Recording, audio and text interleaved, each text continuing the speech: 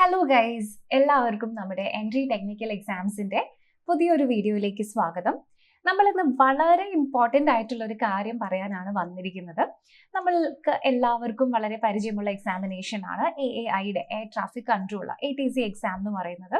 ഇപ്പോഴത്തെ ഈ cycle exam കഴിഞ്ഞു, നമ്മളൊക്കെ റിസൾട്ട് അവൈറ്റിംഗ് ആണ്. അപ്പോൾ ഇനി നെക്സ്റ്റ് എക്സാം എപ്പോഴായിരിക്കും? അപ്പോൾ ഈ ഒരു എക്സാമിന്റെ ക്വസ്റ്റ്യൻ പേപ്പർ ഒക്കെ നമ്മൾ ഡിസ്കസ് ചെയ്തപ്പോൾ ഒരുപാട് പേര് ഇതിനെപ്പറ്റി ഇപ്പോഴാണ് അറിഞ്ഞിട്ടുണ്ടാവുക. അപ്പോൾ അങ്ങനെയുള്ള ഒത്തിരി ആസ്പിറൻസ് ഇനി വരുന്ന എക്സാമിന് വേണ്ടി പ്രിപ്പയർ ചെയ്യാൻ വേണ്ടി റെഡി ആയിട്ട് നിൽക്കുന്നുണ്ടാകും. മേ ബി അവരൊരു ഡബിൾ മൈൻഡിലായിരിക്കും, പ്രിപ്പയർ ചെയ്യണോ, ഇപ്പം തന്നെ പഠിക്കാനായോ, നോട്ടിഫിക്കേഷൻ വരുമോ തുടങ്ങിയിട്ടുള്ള എന്തെങ്കിലും ഒരു മൈൻഡ് ബ്ലോക്സ് ഒക്കെ ആയിരിക്കും ചിലപ്പോൾ നിങ്ങൾക്ക് ഉണ്ടാവുക. അപ്പോൾ അങ്ങനെയുള്ള എല്ലാവർക്കും വേണ്ടി ഉള്ള ഒരു ഇമ്പോർട്ടൻ്റ് ആയിട്ടുള്ള കാര്യം ആണ് നമ്മൾ ഇന്നത്തെ വീഡിയോയിൽ ഡിസ്കസ് ചെയ്യാനായിട്ട് പോകുന്നത്. സാധാരണ എക്സാംസിന് പ്രിപ്പയർ ചെയ്യുന്നത് പോലെയല്ല ATC എക്സാംസിന് പ്രിപ്പയർ ചെയ്യാം. ഫോർ എക്സാമ്പിൾ, നിങ്ങളിപ്പോൾ വേറെ ഏതെങ്കിലും ഒരു ഗവൺമെൻറ് ജോബിനാണ് പ്രിപ്പയർ ചെയ്യുന്നതെങ്കിൽ നോർമലി നിങ്ങൾ അതിൻ്റെ നോട്ടിഫിക്കേഷൻ വരാൻ വേണ്ടി ചിലപ്പോൾ വെയിറ്റ് ചെയ്യുന്നുണ്ടാകും, അല്ലെങ്കിൽ അതിൻ്റെ എന്തെങ്കിലും ഒരു അനൗൺസ്മെൻറ്റ് വരട്ടെ എന്നിട്ട് പ്രിപ്പയർ ചെയ്യാം എന്നായിരിക്കും നിങ്ങൾ വിചാരിക്കുന്നുണ്ടാവുക. സോ മേ ബി ആ ഒരു രീതിയിൽ ഒരു പക്ഷേ നിങ്ങൾക്ക് അതിൽ നല്ല സക്സസ് കിട്ടുന്നുണ്ടായിരിക്കും. ബട്ട് ATC എക്സാമിൻ്റെ പ്രിപ്പറേഷൻ അങ്ങനെയല്ല. പക്ഷെ നമ്മൾ ബാക്കി എക്സാംസിന് പ്രിപ്പയർ ചെയ്യുന്നത് പോലെ അത്ര ഡിഫിക്കൽട്ട് ആണോ എന്ന് ചോദിച്ചിട്ടുണ്ടെങ്കിൽ അതുമല്ല. പക്ഷെ ഇവിടുത്തെ പ്രശ്നം എന്താണെന്ന് വെച്ചാൽ, മറ്റുള്ള എക്സാംസിന് നമ്മൾ നോട്ടിഫിക്കേഷൻ വന്നിട്ട് പ്രിപ്പയർ ചെയ്യാം എന്ന് വിചാരിക്കുന്നത് പോലെ ATC എക്സാമിന് നിങ്ങൾ പ്രിപ്പയർ ചെയ്യാൻ നേരം നോട്ടിഫിക്കേഷൻ വരട്ടെ എന്നിട്ടാവാം എന്ന് വിചാരിച്ചിട്ടുണ്ടെങ്കിൽ പണി കിട്ടും, ഉറപ്പാണ്. അപ്പൊ എന്തുകൊണ്ടാണ് ഈ ഒരു എക്സാമിനേഷൻ മാത്രം നോട്ടിഫിക്കേഷൻ വന്നിട്ട് പ്രിപ്പയർ ചെയ്യാം എന്ന് പറയുന്നത് ഒരു ഫൂളിഷ് ഡെസിഷൻ ആവുന്നത് എന്നാണ് നമ്മൾ ഇന്നത്തെ വീഡിയോയിൽ ഡിസ്കസ് ചെയ്യുന്നത്. അപ്പോൾ അതിൽ ഇവിടെ ഏറ്റവും ഇമ്പോർട്ടൻ്റ് ആയിട്ട് പറയാനുള്ള കാര്യം ATC എക്സാമിൻ്റെ ഒരു നേച്ചർ തന്നെയാണ്. നിങ്ങൾ നോട്ടിഫിക്കേഷൻ വരട്ടെ എന്നിട്ട് പ്രിപ്പയർ ചെയ്യാമെന്ന് പറഞ്ഞിട്ടുണ്ടെങ്കിൽ നിങ്ങളുടെ CBT, അതായത് കമ്പ്യൂട്ടർ ബേസ്ഡ് ടെസ്റ്റിനും നിങ്ങളുടെ നോട്ടിഫിക്കേഷൻ വരുന്ന ഡേറ്റിനും ഇടയിൽ മാക്സിമം ഒരു 40 to 60 ഡേയ്സ്, 60 ഡേയ്സ് എന്നൊക്കെ കിട്ടിയാൽ തന്നെ ഭാഗ്യം എന്നേ പറയാനുള്ളൂ. സോ നോട്ടിഫിക്കേഷൻ വന്ന് 1.5 മാസത്തിനുള്ളിൽ എന്തായാലും ATCയുടെ എക്സാം ഡേറ്റും വന്നിരിക്കും. അപ്പോൾ നിങ്ങൾ നോട്ടിഫിക്കേഷൻ വന്ന് അതിന് അപ്ലൈ ചെയ്ത് എന്താണ് സിലബസ്, എന്താണ് മെറ്റീരിയൽസ് എന്നൊക്കെ പഠിച്ച് അറിഞ്ഞു വരുമ്പോഴേക്കും എക്സാം ഇനി എത്തിയിട്ടുണ്ടാകും. അപ്പോൾ പിന്നെ നിങ്ങൾക്ക് നിങ്ങൾ ഉദ്ദേശിച്ച രീതിയിൽ പെർഫോം ചെയ്യാനായിട്ട് പറ്റുമോ? ഡെഫിനറ്റ്ലി അത് സാധിക്കില്ല. ഓക്കെ, സോ സാധാരണ ബാക്കിയുള്ള എക്സാംസിലൊക്കെ നമ്മൾ ചെയ്യുന്ന ആ ഒരു നേച്ചർ തന്നെ, അതേ ഒരു ബിഹേവിയർ തന്നെ നമ്മൾ ഇവിടെ ചെയ്തിട്ടുണ്ടെങ്കിൽ മേ ബി ആ എക്സാംസിലൊക്കെ അത് വർക്ക്ഔട്ട് ആവുമായിരിക്കും. പക്ഷേ ATC എക്സാമിൽ അതെന്തായാലും വർക്ക്ഔട്ട് ആവാൻ പോകുന്നില്ല. ഓക്കെ, സോ എപ്പോഴും നിങ്ങൾ ശ്രദ്ധിക്കുക, മേ ബി നിങ്ങളുടെ നോട്ടിഫിക്കേഷൻ വന്നു കഴിഞ്ഞ് എക്സാമിന് ഇടയിൽ വരുന്ന ആ ഒരു ടൈം എന്ന് പറയുന്നത് നിങ്ങൾ ഓൾറെഡി പ്രിപ്പയർ ചെയ്തതിനെ പോളിഷ് ചെയ്തെടുക്കാനും മോക്ക് ടെസ്റ്റുകളൊക്കെ കൂടുതൽ അറ്റംപ്റ്റ് ചെയ്ത് നിങ്ങളുടെ ടൈം മാനേജ്മെന്റ് ഒന്നും കൂടി സൂപ്പർ ആക്കാനും വേണ്ടി നമ്മൾ ഉപയോഗിക്കേണ്ട സമയമാണ്. അവിടെ നിങ്ങൾ ആദ്യം തൊട്ട് ബേസിക് കോൺസെപ്റ്റ്സ് വെച്ചിട്ട് ബിൽഡ് ചെയ്ത് പഠിക്കാനാണ് നിങ്ങളുടെ പ്ലാൻ എങ്കിൽ അത് എന്തായാലും വർക്ക്ഔട്ട് ചെയ്യാൻ പോകുന്നില്ല. ഓക്കെ, അപ്പൊ അതിന്റെ ഏറ്റവും ഇമ്പോർട്ടൻ്റ് ആയിട്ടുള്ള കാര്യം ഇത് തന്നെയാണ്. നോട്ടിഫിക്കേഷൻ വന്ന് ഏകദേശം 1.5 മാസത്തിനുള്ളിൽ തന്നെ നമ്മുടെ എക്സാം ഇവിടെ സ്റ്റാർട്ട് ചെയ്യും. ഓക്കെ, അപ്പോൾ ഇനി ഈ ഒരു എക്സാമിൽ നിങ്ങൾക്കറിയാം വളരെ ഇമ്പോർട്ടൻ്റ് ആയിട്ടുള്ള ജോബാണ്, ക്രൂഷ്യലാണ്. സോ ഇവിടെ വീണ്ടും മറ്റൊരു ഇമ്പോർട്ടൻ്റ് ആയിട്ടുള്ള ഒരു കാര്യം കൂടെ, നോട്ടിഫിക്കേഷൻ വന്നതിന് ശേഷം നിങ്ങൾ പ്രിപ്പയർ ചെയ്തിട്ടുണ്ടെങ്കിൽ അത്ര സക്സസ് ഉണ്ടാവില്ല എന്ന് പറയാനായിട്ട് കാരണമായിട്ടുണ്ട്. അതിൽ മറ്റൊരു ഇമ്പോർട്ടൻ്റ് ആയിട്ടുള്ള കാര്യം എന്താണെന്ന് വെച്ചിട്ടുണ്ടെങ്കിൽ, ATC എക്സാംസിൽ വരുന്ന നമ്പർ ഓഫ് സീറ്റ്സും അത് ഓഫർ ചെയ്യുന്ന സാലറിയും തമ്മിലുള്ള കോൺട്രാസ്റ്റ് ആണ്. സാധാരണ ഗവൺമെന്റ് എക്സാംസ് ഒക്കെ വരുമ്പോൾ നിങ്ങൾക്ക് തന്നെ അറിയാലോ, ആയിരങ്ങളിലായിരിക്കും നമുക്ക് വേക്കൻസി വരിക, അല്ലെ? ഇഫ് നോട്ട് 10,000, അറ്റ്ലീസ്റ്റ് തൗസൻഡ്സിന്റെ റേഞ്ചിലായിരിക്കും നമുക്ക് ഇവിടെ വേക്കൻസീസ് വരുന്നുണ്ടാവുക. എന്നാൽ ഇവിടെ ഒരു ഹൈ പേയിങ് ആയിട്ടുള്ള ജോബാണ് ATC ഓഫർ ചെയ്യുന്നത്. മറ്റുള്ള ഗവൺമെന്റ് സർവീസസിനെ വെച്ച് നോക്കുമ്പോൾ ഡെഫിനറ്റ്ലി ഹൈ പേയിങ് ആണ്. പക്ഷെ നമ്പർ ഓഫ് സീറ്റ്സ് അത്രയും ഉണ്ടോ എന്ന് ചോദിച്ചിട്ടുണ്ടെങ്കിൽ ടു ബി ഫ്രാങ്ക് അത്രയും ഇല്ല. സോ നമുക്ക് എപ്പോഴും 1000-ൽ താഴെയാണ് നമ്പർ ഓഫ് സീറ്റ്സ് വരുന്നത്. അപ്പോൾ ഇവിടെ നമുക്ക് ആഡ് ഇൻ ചെയ്യാനുള്ള മറ്റൊരു ഫാക്ടർ എന്ന് പറയുന്നത് നമ്പർ ഓഫ് ആപ്ലിക്കൻസും മറ്റുള്ള എക്സാംസിൻ്റെ അത്രയും ഇതിലുണ്ടാവില്ല. സോ നിങ്ങൾക്ക് തന്നെ അറിയാമല്ലോ, ഞാനിവിടെ പലപ്പോഴായിട്ട് പറഞ്ഞിട്ടുണ്ട്, ATC എക്സാം അപ്ലൈ ചെയ്യാനുള്ള നിങ്ങളുടെ എലിജിബിലിറ്റി എന്ന് പറയുന്നത് ജസ്റ്റ് ഡിഗ്രി അല്ലെങ്കിൽ ജസ്റ്റ് മെട്രിക്കുലേഷനോ ഹയർ സെക്കൻഡറി ലെവലോ അങ്ങനെയൊന്നുമല്ല. നിങ്ങൾ BSc ഡിഗ്രി പഠിച്ചിട്ടുള്ള ആളായിരിക്കണം. അത് തന്നെ BScയിലെ സയൻസും ഫിസിക്സും നിങ്ങളുടെ മാത്സും ഫിസിക്സും നിങ്ങളുടെ ഡിഗ്രിയിൽ സെമസ്റ്ററിൽ നിങ്ങൾ സബ്ജക്റ്റ് ആയിട്ട് പഠിച്ചിട്ടുണ്ടായിരിക്കണം, അല്ലെങ്കിൽ നിങ്ങൾ എഞ്ചിനീയർ ആയിരിക്കണം. അപ്പോൾ ഇത് തന്നെ നമ്പർ ഓഫ് ആപ്ലിക്കൻസിനെ ഒത്തിരി കുറയ്ക്കുന്നുണ്ട്. സോ സാധാരണ ആപ്ലിക്കേഷൻസിൽ മേ ബി നിങ്ങൾക്ക് 5 lakh അല്ലെങ്കിൽ 8 lakh ആൾക്കാർ അപ്ലൈ ചെയ്യുമ്പോൾ ഇവിടെ ലെസ് ദാൻ 2 lakh ആൾക്കാരായിരിക്കും ആക്ച്വലി എലിജിബിൾ ആയിട്ട് വരുന്നുള്ളൂ, അല്ലെങ്കിൽ അത്രയും ആപ്ലിക്കേഷൻസ് ആണ് വരാറുള്ളൂ. പക്ഷേ ഈ മേ ബി 1 lakh അല്ലെങ്കിൽ 1.5 lakhs ആൾക്കാർ കോമ്പീറ്റ് ചെയ്യുന്നത് ഒരു 1000-ൽ താഴെ വരുന്ന സീറ്റ്സിനായിട്ടാണ്. ഓക്കെ, അപ്പോൾ അവിടെ തന്നെ നിങ്ങൾക്ക് മനസ്സിലാക്കാം സെലക്ഷൻ റേഷ്യോ എന്ന് പറയുന്നത് 1% ആണ് അല്ലേ. സോ മറ്റുള്ള എക്സാംസ് വെച്ച് നോക്കുമ്പോൾ ഇവിടെ അത് ഇത്തിരി ഡേഞ്ചറസ് ആണ് എന്ന് തന്നെ നമുക്ക് പറയാം. കാരണം ഇതൊരു ഹൈലി പെയ്ഡ് ആയിട്ടുള്ള, ഹൈലി സെക്യൂർ ആയിട്ടുള്ള, ഹൈലി പ്രസ്റ്റീജിയസ് ആയിട്ടുള്ള ജോലി ആയതുകൊണ്ട് ഇവിടെ പഠിക്കുന്നവരെല്ലാം തന്നെ നല്ല സീരിയസ് ആയിട്ട് പഠിക്കുന്ന ആൾക്കാരായിരിക്കും. ചുമ്മാ പോയിട്ട് എക്സാം എഴുതാം എന്ന് വിചാരിക്കുന്ന ആരും ഈ എക്സാമിന് അപ്ലൈ ചെയ്യുമെന്ന് എനിക്ക് തോന്നുന്നില്ല. സീരിയസ് ആയിട്ടുള്ളവർ തന്നെയായിരിക്കും പ്രിപ്പയർ ചെയ്യുന്നുണ്ടാവുക. സോ അതുകൊണ്ട് തന്നെ നിങ്ങൾ എന്നാൽ പിന്നെ മെല്ലെ കാഷ്വലി അങ്ങ് സ്റ്റാർട്ട് ചെയ്തേക്കാം എന്ന് വിചാരിച്ചിട്ടുണ്ടെങ്കിൽ നിങ്ങൾക്ക് ആ ഒരു ലേറ്റ് ആയിട്ടുള്ള പ്രിപ്പറേഷൻ എഫോർഡ് ചെയ്യാൻ പറ്റില്ല. അതുകൊണ്ട് നമുക്ക് ഒരിക്കലും സക്സസ് ഉറപ്പിക്കാൻ പറ്റില്ല. ഓക്കെ, സോ ഇതും ഈ ഒരു എക്സാമിന് ലേറ്റ് പ്രിപ്പറേഷൻ വന്നിട്ടുണ്ടെങ്കിൽ അത് റിസ്കി ആണ് എന്ന് പറയുന്നതിന് ഒരു ഇമ്പോർട്ടൻ്റ് ആയിട്ടുള്ള കാര്യമാണ്. ഓക്കെ, ഇനി നിങ്ങൾക്കറിയാം ഏർലി പ്രിപ്പയർ നിങ്ങൾ ചെയ്തിട്ടുണ്ടെങ്കിൽ അതിനുള്ള ഗുണങ്ങൾ എന്തൊക്കെയാണെന്ന് വെച്ചിട്ടുണ്ടെങ്കിൽ, എന്തായാലും നിങ്ങൾ ഈ എക്സാമിനാണ് പ്രിപ്പയർ ചെയ്യുന്നത് എന്ന് നിങ്ങൾക്ക് ഓൾറെഡി ഒരു നല്ല കോൺഫിഡൻസ് ഉണ്ട്, അല്ലെങ്കിൽ നിങ്ങൾക്ക് ആ ഒരു അണ്ടർസ്റ്റാൻഡിങ് ഉണ്ട് എന്നുണ്ടെങ്കിൽ നിങ്ങൾ സാധാരണ ഒരു ട്രിപ്പൊക്കെ പ്ലാൻ ചെയ്യുമ്പോൾ ചെയ്യുന്ന അതേ സ്റ്റെപ്സ് തന്നെ ഇവിടെയും ചെയ്യാം. നിങ്ങൾ മേ ബി ഒരു 2 months ശേഷം അല്ലെങ്കിൽ മേ ബി ദിസ് ഇയർ എൻഡിൽ നിങ്ങൾ ഫ്രണ്ട്സുമായിട്ടൊരു ട്രിപ്പ് പ്ലാൻ ചെയ്യുന്നുണ്ടെന്ന് വിചാരിക്കുക. അന്നേരം വരട്ടെ എന്നിട്ട് നമുക്ക് ടിക്കറ്റ്സ് ബുക്ക് ചെയ്യാമെന്ന് വിചാരിച്ചാൽ നടക്കുമോ? ഇല്ല. You will all definitely plan in advance അല്ലേ. ഇവിടെയും അതുപോലെയാണ്. ഇതിനാണ് നിങ്ങൾ പ്രിപ്പയർ ചെയ്യുന്നതെങ്കിൽ നോട്ടിഫിക്കേഷൻ ഉറപ്പായിട്ടും വരും. കഴിഞ്ഞ തവണ വന്ന വേക്കൻസീസ് ആകെ 300 സംതിങ് ഉണ്ടായിരുന്നുള്ളൂ. സോ 1600-ന്റെ അടുത്ത് RTI ക്വയറി പ്രകാരം നമുക്ക് വേക്കൻസീസ് വരാനുണ്ട്. സോ നോട്ടിഫിക്കേഷൻ വന്നേ പറ്റൂ അല്ലേ. അപ്പോൾ ഡെഫിനറ്റ്ലി ഇതിന് വേണ്ടി നിങ്ങൾ പ്രിപ്പയർ ചെയ്യുന്ന സമയത്ത് നിങ്ങൾ ആ ഒരു ഡെഫിനറ്റ് ആയിട്ടുള്ള സ്പെസിഫിക് ആയിട്ടുള്ള ഏർലി പ്ലാനിൽ തന്നെ നിങ്ങൾ പ്രിപ്പയർ ചെയ്യാനായിട്ട് സ്റ്റാർട്ട് ചെയ്യാം. സോ ഡെഫിനറ്റ്ലി നിങ്ങൾ അങ്ങനെ ചെയ്യുന്ന സമയത്ത് നിങ്ങൾ പഠിക്കുന്നത് നല്ല ഡീപ്പ് ലെവലിലായിട്ട് സിങ്ക് ചെയ്യാൻ നിങ്ങൾക്ക് ആ ഒരു ടൈം കിട്ടും. സോ നിങ്ങളുടെ അണ്ടർസ്റ്റാൻഡിങ് ഡെഫിനറ്റ്ലി ഡീപ്പെൻഡ് ആയിരിക്കും. ആൻഡ് ഓൾസോ നിങ്ങൾക്ക് കൂടുതൽ റിവിഷൻ ഉള്ള സമയവും ഇവിടെ ലഭിക്കുന്നതായിരിക്കും. സോ ഇതൊക്കെ ഞാൻ ജനറലി പറയുന്നതാണ് കേട്ടോ. സ്പെസിഫിക് ടു ATC എക്സാം നമ്മൾ അടുത്തതിൽ പറയുന്നുണ്ട്. ജനറലി നിങ്ങൾ ഏർലി പ്രിപ്പയർ ചെയ്യുന്ന സമയത്ത് ഓൾറെഡി പഠിച്ച കാര്യങ്ങൾ മൾട്ടിപ്പിൾ ടൈംസ് റിവൈസ് ചെയ്യാനുള്ള ഒരു സ്പാനും നിങ്ങൾക്ക് കിട്ടും. അതുകൂടാതെ തന്നെ റെഗുലർ ആയിട്ട് മോക്ക് പ്രാക്ടീസ് എടുക്കാനും അതിൽ നിന്ന് നിങ്ങൾ വരുത്തുന്ന മിസ്റ്റേക്സ് മനസ്സിലാക്കി അത് ഇംപ്രൂവ് ചെയ്യാനും നിങ്ങളുടെ എറർ അനാലിസിസ് നടത്താനും ആ ഒരു ടൈം നിങ്ങൾക്ക് കിട്ടും. ഓക്കെ, ഇതിനേക്കാളൊക്കെ ഉപരി നിങ്ങൾ ഏർലി പ്രിപ്പയർ ചെയ്തിട്ടുണ്ടെങ്കിൽ നിങ്ങൾക്ക് കിട്ടുന്ന അഡ്വാൻറ്റേജ് എന്താണെന്ന് ചോദിച്ചാൽ എന്തായിരിക്കും? ആങ്സൈറ്റി ഉണ്ടാവില്ല അല്ലേ. സോ ഡെഫിനറ്റ്ലി നിങ്ങൾ ടെൻസ്ഡ് ആയിരിക്കില്ല. മറ്റുള്ളവരുടെ നോട്ടിഫിക്കേഷൻ വന്നു, മെറ്റീരിയൽസ് തപ്പുന്നു, എവിടെ നിന്നാണ് പഠിക്കുന്നതെന്ന് മനസ്സിലാക്കുന്നു, സിലബസ് കവർ ചെയ്യാൻ പറ്റുമോ എന്ന് നോക്കുന്നു. ആ സമയത്തൊക്കെ നിങ്ങൾക്ക് ഫ്രീ ആയിട്ട് നിങ്ങൾ പഠിച്ച കാര്യങ്ങൾ റിലാക്സ് ചെയ്തുകൊണ്ട് റിവൈസ് ചെയ്യാൻ പറ്റും. സോ ഇതാണ് ഏർലി പ്രിപ്പറേഷന്റെ ഏറ്റവും വലിയൊരു അഡ്വാൻറ്റേജ് എന്ന് പറയുന്നത്. ഓക്കെ, ഇനി അതുകൂടാതെ പലർക്കും വീണ്ടും ടെൻഷൻ ഉള്ള ഒരു കാര്യമാണ് വോയിസ് ടെസ്റ്റ്. ഓക്കെ, സോ ATCയുടെ എക്സാമിന് ശേഷം നേരെ വരുന്നത് voice test and document verification ആണ്. ചെറിയൊരു ഇന്റർവ്യൂ സെറ്റപ്പ് പോലെയാണ്. അപ്പൊ ഞാൻ പല വീഡിയോസിൽ പറഞ്ഞു നിങ്ങൾ അതിൽ ടെൻസ്ഡ് ആവരുത്. That is just A voice test. കാരണം നിങ്ങളുടെ വോയിസ് മാത്രമാണ് അവിടെ ടെസ്റ്റ് ചെയ്യപ്പെടുന്നുള്ളൂ. ഞാൻ പലപ്പോഴും പറഞ്ഞിട്ടുണ്ട്. സോ നിങ്ങൾക്ക് ചിലപ്പോൾ മേ ബി ഇനിയും ടെൻഷൻ ഉണ്ടായിരിക്കും. സോ അങ്ങനെയുള്ളവർക്ക് മേ ബി ഇന്റർവ്യൂ എന്ന് കേൾക്കുമ്പോൾ പേടിയുള്ളവർക്കും അതിനെ ഒന്ന് റിലാക്സ്ഡ് ആയിട്ട് കാഷ്വൽ ആയിട്ട് ഒന്ന് സമീപിക്കാനുള്ള ഒരു ടൈമും നിങ്ങൾക്ക് ഏർലി പ്രിപ്പറേഷനിലൂടെ ലഭിക്കും. ഓക്കെ, അപ്പോൾ ഇവിടെ നമ്മൾ എടുത്തിരിക്കുന്നത് നോട്ടിഫിക്കേഷന്റെ ടൈം ലൈനിന്റെ ഒരു പാറ്റേൺ ആണ്. അപ്പോൾ 2021 നോട്ടിഫിക്കേഷൻ ജൂണിൽ വന്നു. എക്സാം നേരെ ഒരു മാസം കഴിഞ്ഞ് ജൂലൈയിൽ നടന്നു.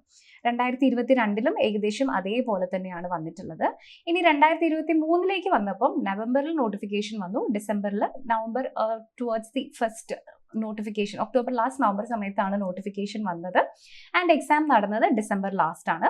ഇനി ഇവിടെ നമുക്ക് ഫെബ്രുവരിയിൽ ആക്ച്വലി നോട്ടിഫിക്കേഷൻ അല്ല, ഇങ്ങനെ ഉണ്ടാകും എന്ന് പറഞ്ഞു. ആപ്ലിക്കേഷൻ വിൻഡോ ഒക്കെ സ്റ്റാർട്ട് ആയിട്ടുണ്ടായിരുന്നത് ആ ഏപ്രിൽ ടൈമിലാണ്. സോ അത് കഴിഞ്ഞ് ഏകദേശം ജൂലൈ ആയപ്പോഴേക്കും നമ്മുടെ എക്സാം നടന്നു. ഈ ഒരു ഇപ്പം കഴിഞ്ഞ സൈക്കിളിലാണ് കുറച്ചെങ്കിലും നമുക്ക് പഠിക്കാനായിട്ട് ഒരു 2 months എങ്കിലും ഗ്യാപ്പ് കിട്ടിയിട്ടുണ്ടായിരുന്നത്. ബാക്കി എല്ലാ സൈക്കിളിലും 1.5 മാസത്തിനുള്ളിൽ തന്നെ എക്സാം നടന്നിട്ടുണ്ടായിരുന്നു. സോ അപ്പം നിങ്ങളൊന്ന് ആലോചിച്ച് നോക്കിക്കേ, ഇവിടെ നമ്മുടെ സിലബസിൽ നമുക്ക് പാർട്ട് എ ഉണ്ട്, പാർട്ട് ബി ഉണ്ട്, നമുക്ക് മാത്തമാറ്റിക്സും ഫിസിക്സും കോർ സബ്ജക്ട്സ് ആയിട്ട് തന്നെ പഠിക്കാനുണ്ട്. അതിൻ്റെ വെയിറ്റേജ് തന്നെയാണ് ഇവിടെ ജനറൽ പേപ്പറിനും വരുന്നത്.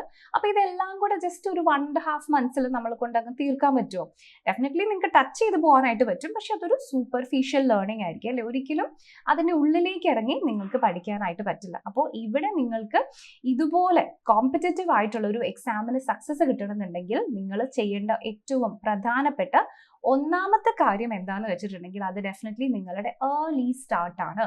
ഈ എക്സാമിനാണ് നിങ്ങൾ പ്രിപ്പയർ ചെയ്യുന്നത് എന്ന് നിങ്ങൾ ഡിസിഷൻ എടുത്തു കഴിഞ്ഞാൽ അതാണ് നിങ്ങളുടെ ചോയ്സ് എങ്കിൽ, അതാണ് നിങ്ങളുടെ പാത്തായിട്ട് നിങ്ങൾ ചൂസ് ചെയ്യുന്നതെങ്കിൽ അവിടെ സക്സസ് ഉണ്ടാക്കുക എന്നുള്ളത് നിങ്ങളുടെ റെസ്പോൺസിബിലിറ്റിയാണ്. ഞാൻ പറഞ്ഞല്ലോ, കാഷ്വലി പ്രിപ്പയർ ചെയ്യുന്നവർക്ക് വേണ്ടിയല്ല ഞാൻ പറയുന്നത്, ഈ ജോലി ഉറപ്പായിട്ടും വേണം എന്നുള്ളവർക്ക് വേണ്ടിയാണ് പറയുന്നത്.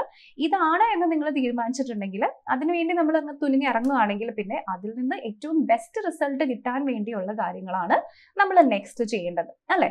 സോ ഇതിൽ നമ്മൾ ഫസ്റ്റ് ചെയ്യേണ്ട കാര്യം ഏർലി സ്റ്റാർട്ട്, ഡെഫിനറ്റ്ലി ഏർലി സ്റ്റാർട്ടാണ്. നോട്ടിഫിക്കേഷൻ വരട്ടെ എന്നിട്ട് പ്രിപ്പയർ ചെയ്യാമെന്ന് ആരും പറഞ്ഞ് എക്സ്ക്യൂസ് എടുക്കരുത് പ്ലീസ്. ഓക്കെ, കാരണം it will be really too late. നമ്മൾ തന്നെ അത് നമുക്ക് ഒത്തിരി റിഗ്രറ്റ് ഉണ്ടാക്കും. സോ എത്രയും പെട്ടെന്ന് തന്നെ നിങ്ങളുടെ പ്രിപ്പറേഷൻ നിങ്ങൾ സ്റ്റാർട്ട് ചെയ്യാം. നിങ്ങൾ ഏർലി സ്റ്റാർട്ട് ചെയ്ത് കഴിഞ്ഞാൽ നിങ്ങളുടെ നെക്സ്റ്റ് സ്റ്റെപ്പ് എന്ന് പറയുന്നത് അറ്റ്ലീസ്റ്റ് മേ ബി നോട്ടിഫിക്കേഷൻ വരുന്നവരെ നിങ്ങൾക്ക് റിവിഷൻ കൂടി സ്റ്റാർട്ട് ചെയ്യാനുള്ള സമയം ഉണ്ടാകും. ഓക്കെ, സോ റിവിഷൻ ഉള്ള സമയവും കൂടി കണക്കിലെടുത്ത് വേണം നിങ്ങൾ പ്രിപ്പറേഷൻ സ്റ്റാർട്ട് ചെയ്യാൻ. സോ ഇനി നിങ്ങളുടെ ഏർലി സ്റ്റാർട്ട് കഴിഞ്ഞ് റിവിഷനും കൂടെ ഏകദേശം കഴിയുമ്പോഴേക്കും നമ്മുടെ നോട്ടിഫിക്കേഷൻ വന്നിട്ടുണ്ടാകും. നോട്ടിഫിക്കേഷൻ ഈ വർഷം അവസാനം അല്ലെങ്കിൽ നെക്സ്റ്റ് വർഷം ആദ്യമാണ് നമ്മൾ എക്സ്പെക്ട് ചെയ്യുന്നത് കേട്ടോ. ഇപ്പോൾ ഇത് ഓഗസ്റ്റ് ആയി, സെപ്റ്റംബർ, ഒക്ടോബർ, ഒരു നവംബർ ഒക്കെ ആകുമ്പോഴത്തേക്കും നോട്ടിഫിക്കേഷൻ വരും എന്നാണ് എക്സ്പെക്ട് ചെയ്യുന്നത്.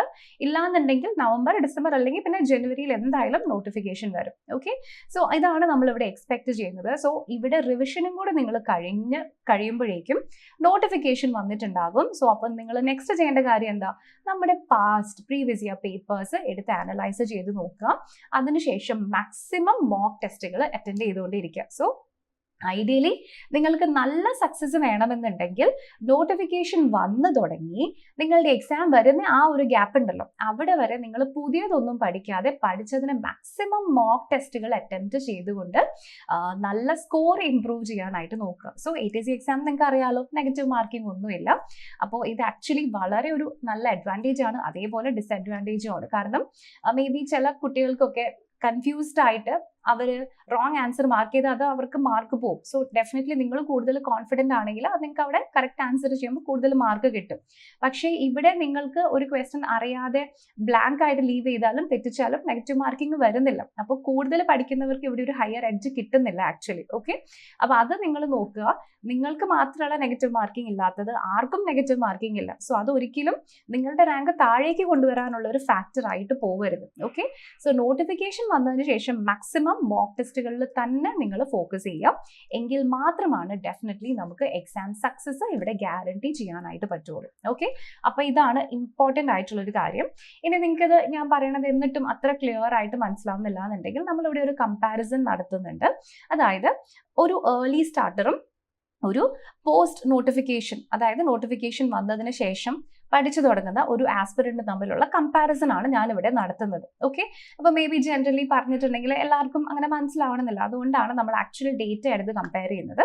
അപ്പോൾ ഇവിടെ ഫസ്റ്റ് നമ്മൾ ചെയ്യുന്ന കാര്യം എന്തായിരിക്കും, ഒന്നാമത്തെ സ്റ്റെപ്പ് എന്ന് പറയുന്നത് ഇവിടെ പെട്ടെന്ന് നോട്ടിഫിക്കേഷൻ വന്നിട്ട് പഠിക്കാൻ പറ്റുന്ന ഒരാൾ അല്ലെങ്കിൽ അങ്ങനെ ഒരാൾ പ്രിപ്പയർ ചെയ്യുമ്പോൾ അയാൾക്ക് സിലബസ് കംപ്ലീറ്റ് ചെയ്യാനുള്ള ഒരു സമയം കിട്ടുമോ?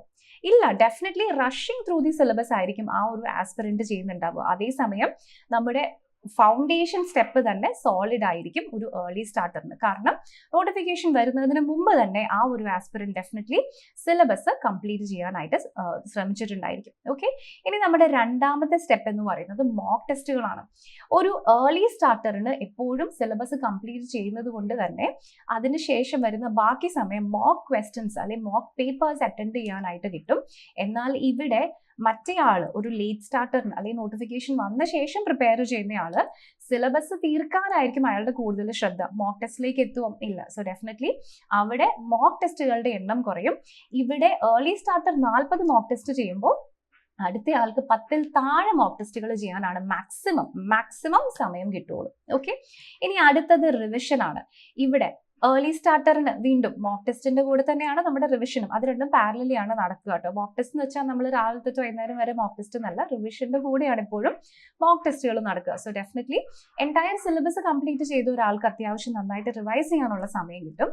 എന്നാൽ ഇവിടെ സിലബസും തീർക്കാൻ സമയമില്ല, മോക്ക് ടെസ്റ്റിനും സമയമില്ലാത്ത ഒരാൾക്ക് എവിടെ നിന്നാണ് റിവൈസ് ചെയ്യാൻ സമയം കിട്ടുക അല്ലെ? സോ അത് പോസിബിൾ ആയിരിക്കില്ല. ഓക്കെ, ഇനി വീണ്ടും നമ്മളുടെ മൈൻഡ് സെറ്റ് ഒരു ഏർലി സ്റ്റാർട്ടർക്ക് ഭയങ്കര കാം ആയിട്ടുള്ള മൈൻഡ് സെറ്റ് ആയിരിക്കും. കാരണം ഒരു പ്രോപ്പർ ഷെഡ്യൂളിൽ നമ്മൾ പോകുമ്പോൾ നമുക്കറിയാം, ഓക്കെ ഫൈൻ, ഇന്ന് ഇതാണ് തീർക്കാനുള്ളൂ, എനിക്ക് നാളെയാണ് ഇത് ഞാൻ ചെയ്യേണ്ടത്. ഒരു പ്രോപ്പർ ഒരു ഷെഡ്യൂളിൽ പോകുമ്പോൾ ഡെഫിനറ്റ്ലി നിങ്ങൾക്ക് തന്നെ അറിയാം നിങ്ങളുടെ മൈൻഡ് ഒത്തിരി റിലാക്സ്ഡ് ആയിരിക്കും. എന്നാൽ അതല്ല, ഇത് തീർക്കണം, അത് തീർക്കണം, മോക്ക് അറ്റൻഡ് ചെയ്യണം, റിവൈസ് ചെയ്യണം, ആ ഒരു ടെൻഷൻ എപ്പോഴും ഉള്ളപ്പോൾ നിങ്ങൾക്ക് ഒരിക്കലും ഒരു പ്രോപ്പർ ഒരു എന്താ പറയുക, ഒരു ആശ്വസിച്ചിരുന്ന് അല്ലെങ്കിൽ റിലാക്സ്ഡ് ആയിട്ടിരുന്ന് പ്രിപ്പയർ ചെയ്യാൻ പറ്റില്ല. ഓക്കെ, അപ്പൊ ഇതെല്ലാം കൂടി നമ്മൾ നോക്കിയിട്ടുണ്ടെങ്കിൽ ഇതിന്റെ എഫക്റ്റീവ് റിസൾട്ട് എന്ന് പറയുന്നത് ഒരു ഏർലി സ്റ്റാർട്ടറിന് ഈസിലി 95 to 105 ഉള്ളിൽ സ്കോർ ചെയ്യാൻ പറ്റും. എന്നാൽ ഒരു ലേറ്റ് ആയിട്ട് സ്റ്റാർട്ട് ചെയ്യുന്ന ഒരാൾക്ക് നിങ്ങൾ എങ്ങനെ തലകുത്തി നിന്ന് പഠിച്ചിട്ടുണ്ടെങ്കിലും 85 ക്രോസ് ചെയ്യാൻ ബുദ്ധിമുട്ടായിരിക്കും. ഓക്കെ, സോ ഇതാണ്, ഞാനിത് റിയൽ ആയിട്ടുള്ള കമ്പാരിസൺ ആണ്. ജസ്റ്റ് മേ ബി നിങ്ങളെ എൻകറേജ് ചെയ്യാൻ വേണ്ടി ലാസ്റ്റ് മിനിറ്റ് ചെയ്താലും നിങ്ങൾക്ക് ഹോപ്പ് ഉണ്ടെന്നൊക്കെ നമുക്ക് ജസ്റ്റ് പറയാം. പക്ഷെ ഞാൻ ആക്ച്വൽ ഡേറ്റയാണ് നിങ്ങളോട് പറയുന്നത്. കാരണം വൈകിട്ടില്ല, സമയമുണ്ട് അല്ലേ? അതുകൊണ്ടാണ് നമ്മൾ ആക്ച്വൽ ഡേറ്റ നിങ്ങളോട് പറയുന്നത്. സോ ഇത് നിങ്ങൾ ശ്രദ്ധിച്ച് കേൾക്കുക. നിങ്ങൾ എപ്പോഴും ഏർലി സ്റ്റാർട്ട് ചെയ്യുന്നതായിരിക്കും ATC എക്സാമിന് പ്രത്യേകിച്ചും ബെറ്റർ. കാരണം ഇല്ലെങ്കിൽ നിങ്ങൾക്ക് സമയം കിട്ടില്ല. ഓക്കെ, ഇനി അടുത്തതായിട്ട് പറയാനുള്ള ഇമ്പോർട്ടൻ്റ് ആയിട്ടുള്ള ഒരു കാര്യം, സാധാരണ ഇങ്ങനെ പ്രിപ്പയർ ചെയ്യുന്ന ആൾക്കാർക്ക് വരുന്ന കുറച്ച് മിഥ്യാധാരണകളാണ്, അല്ലെങ്കിൽ ഈ ഒരു എക്സാമിനെ പറ്റിയിട്ടുള്ള മിസ്കോൺസെപ്ഷൻസ് ആണ്. അപ്പൊ അതിൽ ഒന്നാമത്തെ കാര്യം എന്ന് പറയുന്നത് ATC എക്സാം ജസ്റ്റ് മറ്റേതൊരു എക്സാം പോലെ അല്ലേ, അല്ലെങ്കിൽ ഏതൊരു ഗവൺമെന്റ് എക്സാമും പോലെ തന്നെ അല്ലേ എന്ന് നമുക്ക് ഒരു പക്ഷേ തോന്നാം. പക്ഷെ അതിന്റെ ഞാൻ പറഞ്ഞല്ലോ, അതിന്റെ പ്രശ്നം എന്താണെന്ന് വെച്ചാൽ മറ്റുള്ള എക്സാംസ് പോലെയല്ല. ഒന്ന്, ഇതൊരു ഹൈലി പേയിങ് ആയിട്ടുള്ള ജോബാണ്, നമ്പർ ഓഫ് വേക്കൻസീസ് പൊതുവെ കുറവാണ്, ആൻഡ് ആ നോട്ടിഫിക്കേഷൻ വന്ന് എക്സാം നടക്കാനുള്ള സമയം അവിടെ വീണ്ടും കുറച്ച് കുറവാണ്. അപ്പൊ മറ്റുള്ള എക്സാംസ് പോലെയല്ല ഈ എക്സാം എന്ന് പറയുന്നത്. ഇനി വീണ്ടും മറ്റുള്ള ഒരു മിസ്കോൺസെപ്ഷൻ എന്ന് പറയുന്നത്, സിലബസ് വലിയ കാര്യമായിട്ട് നോക്കിയില്ലെങ്കിലും കുഴപ്പമില്ല, മാക്സിമം മോക്ക് എക്സാംസ് അറ്റൻഡ് ചെയ്ത് പോവാണ് അല്ലേ? പക്ഷേ അവിടെയുള്ള പ്രശ്നം എന്താണെന്ന് വെച്ചാൽ മോക്സ് നിങ്ങൾ ചെയ്ത് കഴിയുമ്പോഴും നിങ്ങളുടെ ഫൗണ്ടേഷൻ സ്ട്രോങ് അല്ല എന്നുണ്ടെങ്കിൽ അത് ഒരിക്കലും ഒരു എഫക്റ്റീവ് ആയിട്ടുള്ള പ്രിപ്പറേഷൻ അല്ല. കാരണം മോക്കിൽ വരുന്ന അതേ ക്വസ്റ്റ്യൻസ് അല്ല നിങ്ങളുടെ ആക്ച്വൽ എക്സാമിന് വരുന്നുണ്ടാവുക അല്ലേ? സോ അപ്പോൾ ഡെഫിനറ്റ്ലി നിങ്ങൾ അവിടെ ലാക്ക് ചെയ്യും. അതും ഒരു ഇമ്പോർട്ടൻ്റ് ആയിട്ടുള്ള കാര്യമാണ്. ഇനി ഫിസിക്സും മാത്സും. സോ ഇവിടെ ഫിസിക്സും മാത്സും ഒന്നെങ്കിൽ ആൾക്കാർക്ക് ഭയങ്കര പേടിയായിരിക്കും, അല്ലെങ്കിൽ അവർ ഭയങ്കര ലൈറ്റ് ആയിട്ട് എടുക്കും. ഇത് രണ്ടുമല്ല വേണ്ടത്. ഫിസിക്സും മാത്സും എപ്പോഴും ഒരു 12th and 11th ലെവലിലെ ക്വസ്റ്റ്യൻസ് ആയിരിക്കും വരിക. അപ്പോൾ അതിൻ്റെ രീതിയിലുള്ള സീരിയസ്നെസ് കൊടുത്തിട്ട് വേണം നിങ്ങൾ പ്രിപ്പയർ ചെയ്യേണ്ടത്. ആൻഡ് നേരത്തെ ഞാൻ പറഞ്ഞല്ലോ, നിങ്ങൾ നോട്ടിഫിക്കേഷന് ശേഷം പ്രിപ്പയർ ചെയ്തിട്ടുണ്ടെങ്കിൽ അത് you will be just racing against the clock. Okay, ഇനി നെക്സ്റ്റ് നമ്മുടെ എക്സാമിന്റെ പ്രിപ്പറേഷൻ സ്ട്രാറ്റജിയാണ് ഞാനിവിടെ പറയുന്നത്. സോ മിനിമം എക്സാമിന്റെ ഒരു 3 to 4 months എങ്കിലും മുമ്പ് പ്രിപ്പയർ ചെയ്തിട്ടുണ്ടെങ്കിലാണ് നിങ്ങൾക്ക് നന്നായിട്ട് പ്രിപ്പയർ ചെയ്യാനായിട്ട് സാധിക്കുകയുള്ളൂ. സോ നിങ്ങൾ പഠിക്കേണ്ട അത് കറക്റ്റ് നല്ല സോഴ്സസിൽ നിന്നും നിങ്ങൾ പ്രോപ്പറായിട്ട് പഠിക്കാൻ വേണ്ടി ശ്രദ്ധിക്കുക. ഒരുപാട് നോട്ട്സും ഒരുപാട് സോഴ്സസും അവിടുന്നും ഇവിടുന്നും ഒക്കെ റെഫർ ചെയ്തിട്ട് പഠിച്ചിട്ട് കാര്യമില്ല. എപ്പോഴും നല്ല സോളിഡ് ആയിട്ടുള്ള സോഴ്സസിൽ നിന്നും പ്രിപ്പയർ ചെയ്യാനായിട്ട് ശ്രദ്ധിക്കുക. മാക്സിമം മോക്ക് ടെസ്റ്റുകൾ എടുക്കുക. നിങ്ങളുടെ എറേഴ്സ് എവിടെയാണോ വരുത്തുന്നത് അത് നിങ്ങൾ മനസ്സിലാക്കുക. അപ്പോൾ നമ്മുടെ എൻട്രി ആപ്പിലെ മോക്ക് ടെസ്റ്റിലൊക്കെ നമ്മളൊരു AI അസിസ്റ്റഡ് ആയിട്ടുള്ള ഫീച്ചർ കൊണ്ടുവന്നിട്ടുണ്ട്. അപ്പോൾ ഓരോ ക്വസ്റ്റിനും നിങ്ങൾ എത്ര സെക്കൻഡ്സ് എടുക്കുന്നു എന്ന് വരെ നിങ്ങൾക്ക് മനസ്സിലാക്കാം. അപ്പോൾ എവിടെയാണ് നിങ്ങൾ കൂടുതൽ ടൈം എടുക്കുന്നത്, എവിടെയാണ് കുറച്ച് ടൈം എടുക്കുന്നതെന്നൊക്കെ നിങ്ങൾക്ക് ഈസിലി മനസ്സിലാക്കാൻ പറ്റും. ആൻഡ് അങ്ങനെ നിങ്ങൾ മനസ്സിലാക്കുന്ന വീക്ക് ഏരിയാസ് നിങ്ങൾക്ക് നന്നായിട്ട് റിവൈസ് ചെയ്യാനും പറ്റും. ഓക്കെ, സോ അപ്പോൾ എങ്ങനെയാണ് നമ്മൾ ഈ ഒരു അക്കാഡമിക് സക്സസിന് വേണ്ടിയിട്ട് നമ്മൾ പ്ലാൻ ചെയ്യേണ്ടത്, അതാണ് നമ്മളിവിടെ നെക്സ്റ്റ് ഡിസ്കസ് ചെയ്യാനായിട്ട് പോകുന്നത്. സോ ഫസ്റ്റ് നമ്മൾ ചെയ്യേണ്ടത് എന്താ, എക്സാമിന്റെ ബ്ലൂ പ്രിന്റ് നമ്മുടെ കയ്യിൽ നന്നായിട്ടുണ്ടായിരിക്കണം. സോ അതിന് നമ്മുടെ സിലബസ് എന്താണെന്നും എന്താണ് മുന്നോട്ടുള്ള ജേർണി എന്നും ഉള്ള നല്ലൊരു അറിവ് നമുക്ക് ഉണ്ടായിരിക്കണം.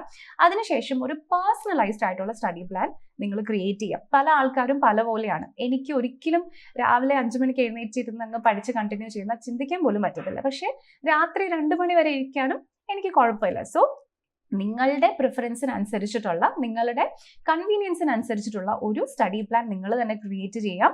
ആൻഡ് ഡെഫിനറ്റ്ലി നിങ്ങളുടെ മാത്സും ഫിസിക്സിലും നല്ല കോൺസെൻട്രേഷൻ കൊടുക്കുക. കാരണം 60 മാർക്സ് വരുന്നത് മാത്സിൽ നിന്നും ഫിസിക്സിൽ നിന്നുമാണ്. അപ്പോൾ അത് നിങ്ങൾ ഇഗ്നോർ ചെയ്തിട്ടുണ്ടെങ്കിൽ ഒരിക്കലും നിങ്ങൾക്ക് നല്ലൊരു റാങ്ക് കിട്ടില്ല. Okay, and definitely focus on current affairs and also എപ്പോഴും നല്ല സ്റ്റഡി മെറ്റീരിയൽസ്, ക്വാളിറ്റി മെറ്റീരിയൽസിൽ ഫോക്കസ് ചെയ്യുക. ആൻഡ് നിങ്ങൾ ഡെയിലി മോക്ക് ടെസ്റ്റുകൾ അറ്റൻഡ് ചെയ്യും, അല്ലെങ്കിൽ ഡെയിലി നിങ്ങൾ പഠിച്ചത് പ്രാക്ടീസ് ചെയ്യും എന്നുള്ള കാര്യം എപ്പോഴും നിങ്ങൾക്ക് തന്നെ നിങ്ങൾ പ്രോമിസ് ചെയ്ത് കൊടുക്കുക. ഓക്കെ, അപ്പോൾ എനിക്ക് നിങ്ങളോട് ഇത്രേ പറയാനുള്ളൂ. നിങ്ങൾ ഇത്രയും അറിഞ്ഞ സ്ഥിതിക്ക് please start before others wake up. So പ്രൊക്രാസ്റ്റിനേറ്ററും അല്ലെങ്കിൽ പെട്ടെന്ന് ചെയ്ത് തീർക്കുന്ന സ്പ്രിന്ററും ഒന്നും സക്സസ്സിൽ എത്തില്ല. പ്ലാനറിന് മാത്രമാണ് സക്സസ്സിൽ എത്താനായിട്ട് പറ്റുള്ളൂ. ഓക്കെ, സോ ഇതാണ് എനിക്ക് നിങ്ങളോട് ഇന്ന് പറയാനുള്ള ഇമ്പോർട്ടൻ്റ് ആയിട്ടുള്ള കാര്യം. ഓക്കെ, അപ്പം ഞാൻ നേരത്തെ പറഞ്ഞു, ഇനി എങ്ങനെ പ്രിപ്പയർ ചെയ്യണം എന്നൊക്കെയുള്ള ഡൗട്ട് നിങ്ങൾക്ക് ഉണ്ടെന്നുണ്ടെങ്കിൽ സ്ക്രീനിൽ കാണുന്ന ഈ ഒരൊറ്റ നമ്പറിൽ നിങ്ങൾക്ക് നമ്മളെ കണക്ട് ചെയ്യാം. ഇത് നമ്മുടെ അക്കാഡമിക് കൗൺസിലറിന്റെ നമ്പറാണ്. നോട്ടിഫിക്കേഷൻ എപ്പോൾ വരും, നോട്ടിഫിക്കേഷൻ്റെ ഡീറ്റെയിൽസിനെ പറ്റിയിട്ടോ നിങ്ങളുടെ എലിജിബിലിറ്റിനെ പറ്റിയിട്ടോ എന്ത് ഡൗട്ട്സ് ഉണ്ടെങ്കിലും ജസ്റ്റ് ഈ നമ്പറിൽ നിങ്ങൾക്ക് നമ്മൾ കണക്ട് ചെയ്യാം. ഇനി അതല്ലാന്നുണ്ടെങ്കിൽ ഈ വീഡിയോയുടെ ഡിസ്ക്രിപ്ഷനിൽ നമ്മളൊരു ഗൂഗിൾ ഫോം അറ്റാച്ച് ചെയ്തിട്ടുണ്ട്. സോ അതിലൂടെ നിങ്ങൾക്ക് നമ്മളെ കോൺടാക്ട് ചെയ്യാം. ഓക്കെ, സോ നമ്മുടെ ചാനൽ സബ്സ്ക്രൈബ് ചെയ്തിട്ടുണ്ടെങ്കിൽ ATC എക്സാമിനെ പറ്റിയിട്ടുള്ള എല്ലാ കാര്യങ്ങളും നമ്മൾ വീഡിയോസ് ആയിട്ട് അപ്ലോഡ് ചെയ്യുമ്പോൾ തന്നെ നിങ്ങൾക്ക് നോട്ടിഫിക്കേഷൻസ് കിട്ടും. ജസ്റ്റ് ബെല്ലൈക്കൺ മാത്രം ഒന്ന് ഓൺ ചെയ്തിടും. ഓക്കെ, അപ്പോൾ ഇത്രയും കാര്യങ്ങളാണ് ഇന്നത്തെ ഈ ഒരു വീഡിയോയിൽ പറയാനുള്ളത്. സോ പറഞ്ഞ കാര്യം മറക്കണ്ട, planner only wins the seat. Okay, അപ്പോൾ ഇനി നമുക്ക് അടുത്ത വീഡിയോയിൽ മറ്റൊരു ടോപ്പിക്കുമായിട്ട് വീണ്ടും കാണാം. Thank you so much for watching.